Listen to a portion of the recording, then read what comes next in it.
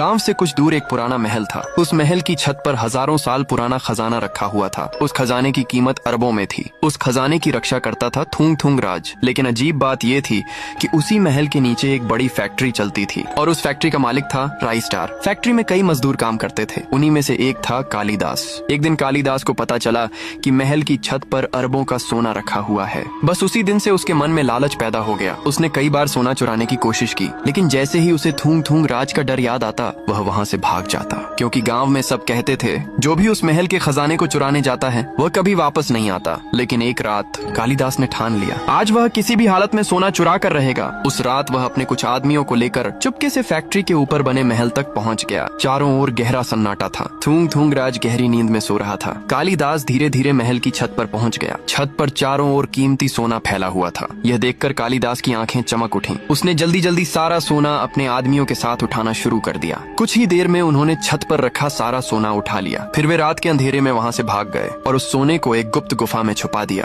अगली सुबह जैसे ही थुंग थुंग राज की नींद खुली वह महल की छत पर गया, लेकिन वहाँ का नजारा देखकर वह हैरान रह गया। छत पर रखा सारा सोना गायब था। उसकी आंखें गुस्से से लाल हो गईं। वह जोर से गरजा, राई स्टार, मैं तुझे नहीं छोड़ूंगा। इधर राई स्टार को भी सोना चोरी होने की खबर मिल गई। वह भी हैरान था। उसे समझ नहीं आ रहा था कि इतनी बड़ी चोरी आखिर किसने की। उसी रात थुंग थुंग राज अपनी रहस्यमयी शक्ति से पिछली रात की सच्चाई देखने लगा। कुछ ही पल बाद उसे सच्चाई पता चल गई। उसने गुस्से से कहा, कालिदास, अब तू मुझसे नहीं बचेगा। अब आगे क्या होगा? क्या थुंग थुंग राज कालिदास को पकड़ पाएगा और क्या वह अपना अरबों का सोना वापस ले पाएगा? इस कहानी का पार्ट 2 जल्द आने वाला है।